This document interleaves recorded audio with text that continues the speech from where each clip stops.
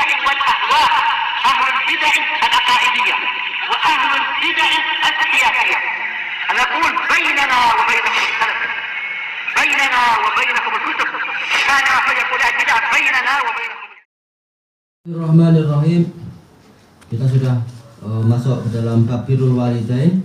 Sudah masuk ke hadis belum ya?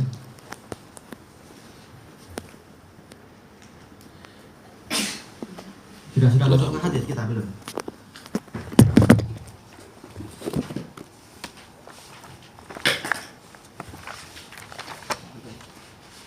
Sekarang baca ayat yang mana?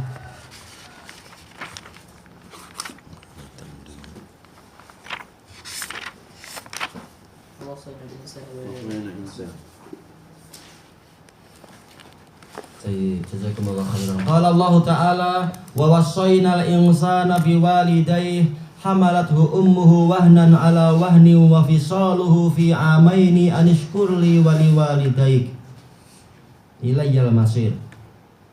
Dan kami mewasiatkan kepada manusia tentang kedua orang tuanya. Maksudnya bagaimana? Ini adalah apa? Yaitu makmulnya dihapus. Dan makmulnya ini telah dijelaskan di dalam ayat-ayat yang disebutkan oleh Imam Nawawi dalam ayat sebelumnya. Masalah apa itu? Wa qadha rabbuka alla ta'budu illa iyyah wa bil walidaini ihsana. Dan juga ayat-ayat yang lain. Berarti yang dimaksudkan adalah wa wassaynal insana biwalidayhi ihsana. Atau di dalam ayat yang lain adalah apa? Di dalam ayat Al-Ankabut wa wassaynal insana biwalidayhi husna. Berarti yang dimaksudkan adalah berbuat sangat baik kepada kedua orang tua. Nah, kemudian Allah menyebutkan alasannya diantaranya yaitu apa? Hamalathu ummuhu wahnan ala wahn. Ibunya telah menggendong dia, yaitu istilahnya ketika masih hamil itu. Mengandung. Ya, mengandungi dia. Dalam keadaan lemah di atas kelemahan. Semula adalah masih ringan, kemudian makin lama makin berat, makin lama makin berat. Sebagaimana dijelaskan oleh sebagian ahli ilmu, kalau kita laki-laki, kita yang disuruh harus membawa dua butir nyok setiap hari selama 9 bulan, letih kita, pening.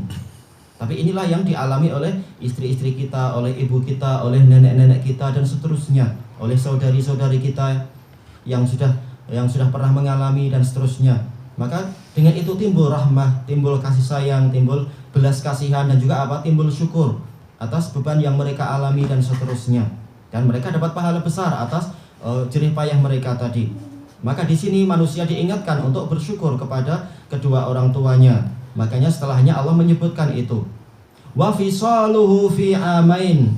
Dan yaitu anak tersebut dipisahkan setelah apa? Setelah 2 tahun. Setelah genap 2 tahun atau di dalam selang waktu 2 tahun itu.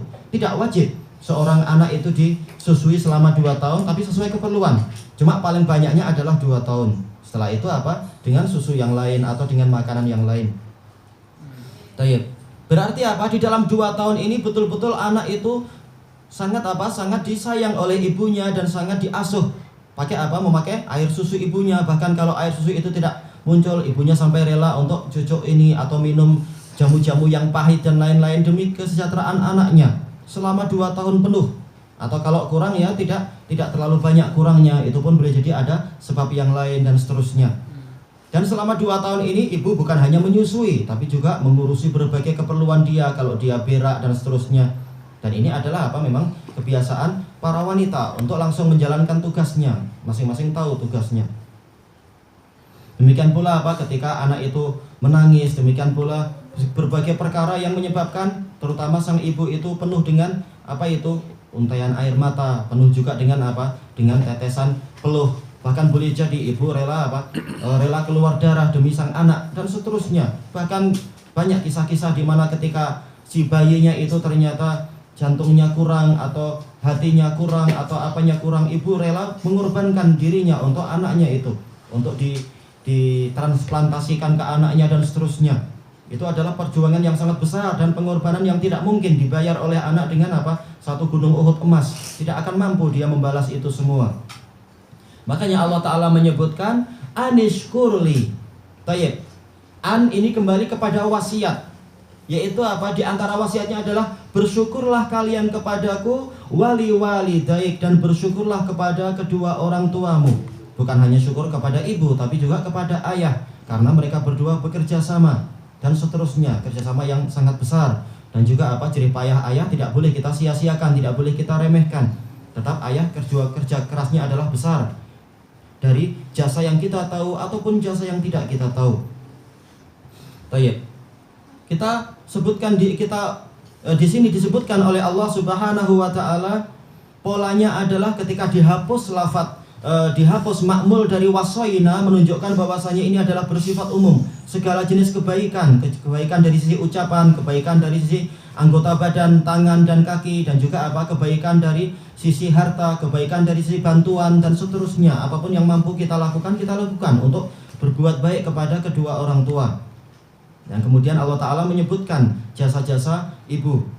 Padahal seharusnya kalaupun tidak disebutkan, harusnya anak itu sadar dan anak itu tahu diri. Tapi manakala sebagian orang akalnya itu kurang, walaupun akalnya mungkin pandai, dia di sekolah dapat grade yang bagus, tapi untuk memahami seperti ini kadang akalnya kurang, tertutup oleh maksiat. Sehingga Allah Ta'ala ingatkan lagi bahwasanya ibunya lah yang selama ini telah mengandunginya dalam keadaan penuh dengan keletihan dan kepayahan. Padahal kalau anak itu disuruh membalas jenis kebaikan ibunya dengan kebaikan serupa, dia dukung ibunya 1 jam pun dia nanti akan mengeluh, ibu rumah nggak sampai-sampai kah? Sementara ibunya nggak pernah mengeluh, bahkan apa, dia mengelus anaknya, bahkan demikian dan demikian terus menerus. Tayyib.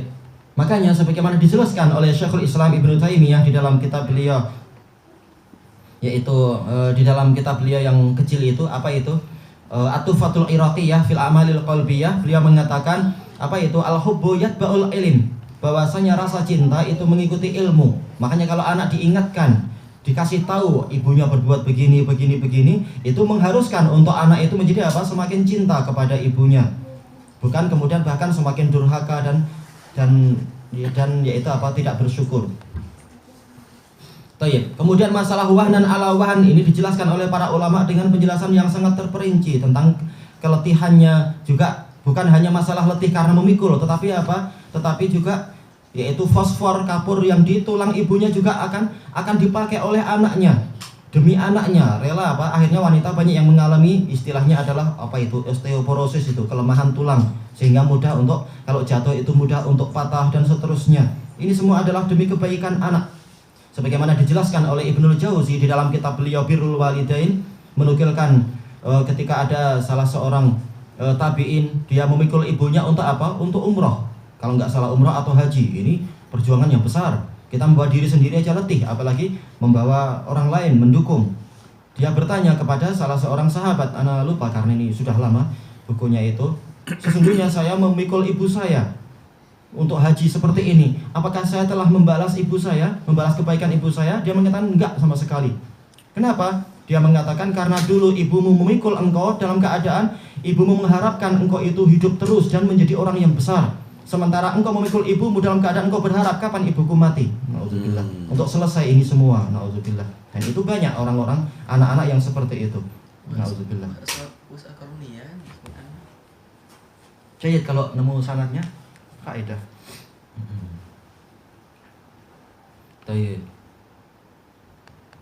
Kemudian intinya adalah apa? Anishkur li wali walidaik, dan ini adalah kalimat yang bersifat umum sebagaimana dijelaskan oleh Ibnul Qayyim rahimahullah taala dalam awal-awal kitab Idatus Shabirin, bahwasanya rukun syukur itu ada 3, yaitu apa?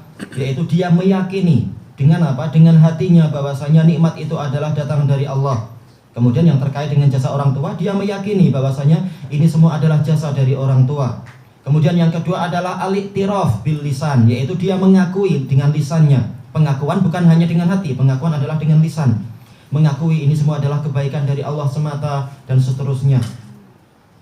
Dan juga apa? Mengakui setelah itu, mengakui akan jasa-jasa orang tua dan seterusnya. Tidak menepuk diri ini adalah kehebatan saya, bukan, tapi ini adalah hasil dari pendidikan orang tua saya. Sejak kecil melatih saya dari huruf A, huruf apa itu? Huruf alif sampai huruf ya. Kemudian bagaimana alif kalau di fathah, bagaimana kalau ba di kasrah, bagaimana kalau ta itu di dhammah misalkan, dan seterusnya. Itu adalah jasa orang tua. Melatih bukan hanya sehari 2 hari, kadang perlu sekian minggu. untuk anak menjadi mantap untuk membaca abitu misalkan, atau abati, atau ummika dan seterusnya. Itu latihan yang bukan hanya sehari 2 hari, pelatihan yang sangat meletihkan dan seterusnya. Kadang anaknya yang letih duluan, ibunya belum letih. Demikian pula ayahnya, demikian pula kakaknya, demikian pula abangnya yang melatih. Dan terutama adalah ayah ibunya tadi. Kemudian yang ketiga adalah menggunakan nikmat tadi untuk apa? Untuk perkara yang diinginkan oleh yang memberikan nikmat, yaitu apa? Segala kenikmatan itu digunakan untuk beribadah kepada Allah Ta'ala. Karena segala harta dan segala nikmat yang ada dan pemberian yang ada, Allah Ta'ala berikan kepada kita adalah untuk mendukung apa? Ibadah kita kepada Allah Ta'ala. Huwallazi khalaqalakum ma fil ardi jami'a. Dialah yang menciptakan untuk kalian seluruh yang di bumi ini untuk kalian semuanya. Tujuannya untuk apa? Untuk mendukung apa yang Allah Ta'ala sebutkan, yaitu apa? Inni ja'ilun fil ardi khalifah. Aku akan menjadikan di bumi itu, yaitu apa? Makhluk yang terus menerus datang silih berganti mengelola bumi dengan nikmat tadi. Untuk apa? Yaitu wa ma khalaqtul jinna wal insa illa liya'budun. Tidaklah aku ciptakan jin dan manusia kecuali untuk beribadah kepadaku. Jadi mereka silih berganti mengelola bumi adalah dalam rangka untuk ibadah.